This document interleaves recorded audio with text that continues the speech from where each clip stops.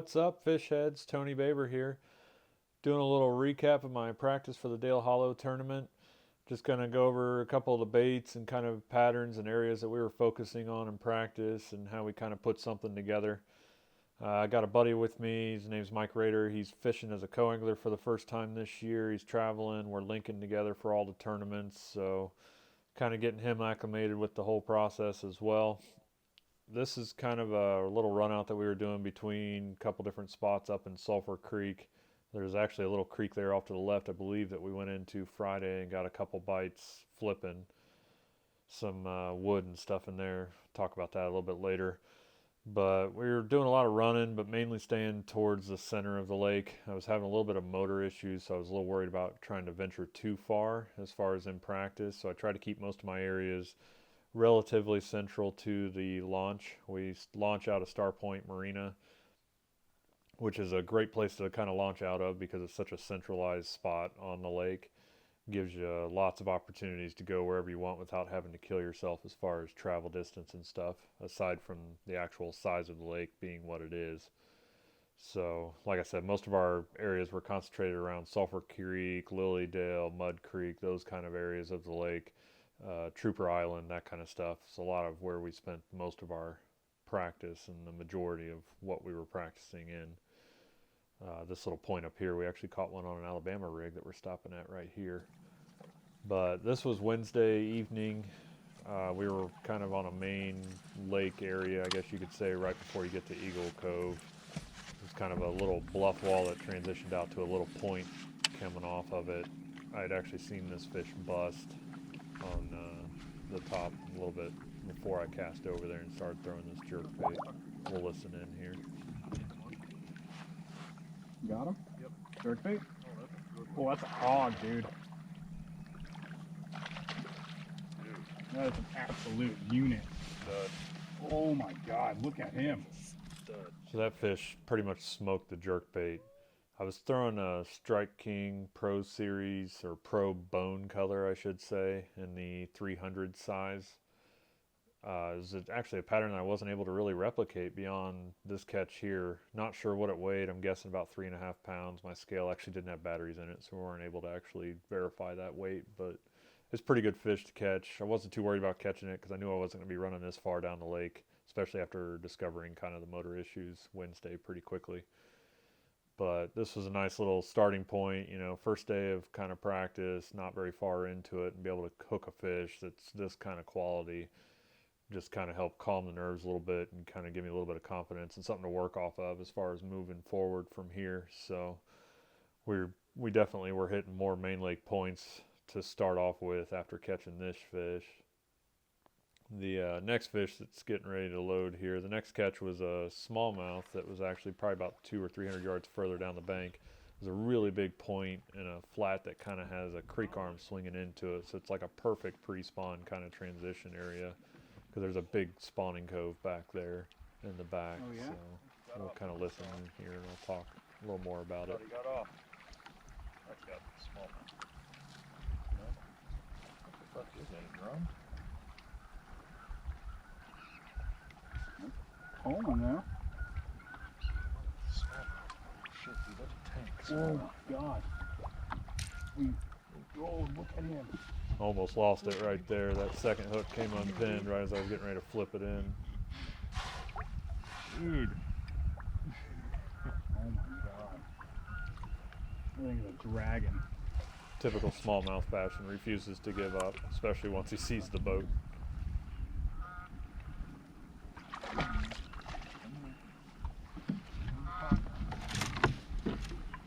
think not. I'd rather not.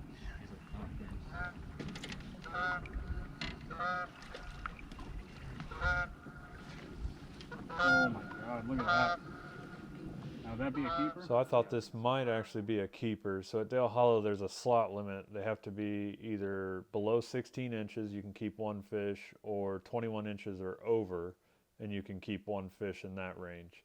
So it's not something that you typically target when you're down there fishing tournaments because you can only keep two in your live well anyway. But the way this thing was built, I really thought he was going to make the 21-inch line anyway. Granted, this is practice, so it doesn't really matter that much. But, I mean, he was a really wide fish. I would guess he was probably close to 4 pounds, if not 4 pounds. I think he ended up measuring at about 19 and a half, 20 inches, something like that, if I remember correctly. So I caught him on the Strike King 1.5 flat side. I actually caught him on a DB crawl color, which is like an orange and white bellied color crankbait. But that Delta Red that I showed there was actually kind of a pattern we put together more so on Thursday.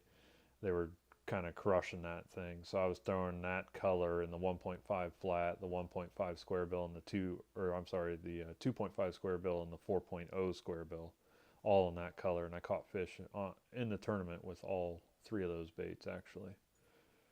So this fast forwards to Friday's practice.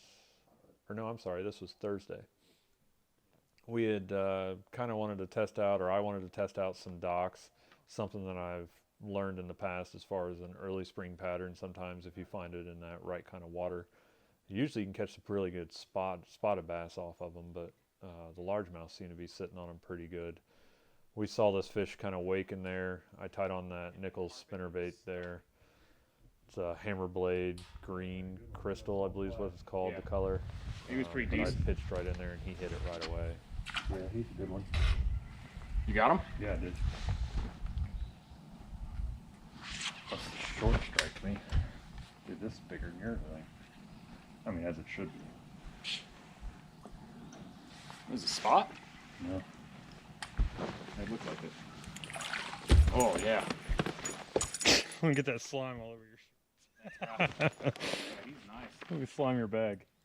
So we caught 2 off of these docks. There's actually 2 sets of docks, and they're sitting between 14 foot and 10 foot of water. Caught 2 of them off of them. I left them alone. This actually, I knew this was going to either be a starting point or like a second stop for me if I could get to it. There's a huge grass flat out front that a lot of people were targeting, but I moved in on those docks and actually caught some good ones there. So this is Friday. Friday was more about eliminating water. By about mid-morning, I'd say probably about 10 o'clock, I had a pretty good idea of where I was going to start and where my first few stops were going to be come Saturday morning. So I wasn't really worried too much about trying to figure anything out because I felt like we were getting a pretty good pattern put together. I was getting some bites. I was throwing the shell buster around quite a bit on Friday. Wednesday and Thursday, I wasn't really getting any bites on it, but Friday there was a cold front that moved in and it kind of pushed that bite more to me, because I think they were slowing down a lot more. The Trocar Shellbuster with that rage bug on it is just something I have a ton of confidence in down here at Dale Hollow. I've caught a lot of fish on it in tournaments and in practice down there this time of year. So something I really was focusing on going into practice, but it just wasn't working out until Friday.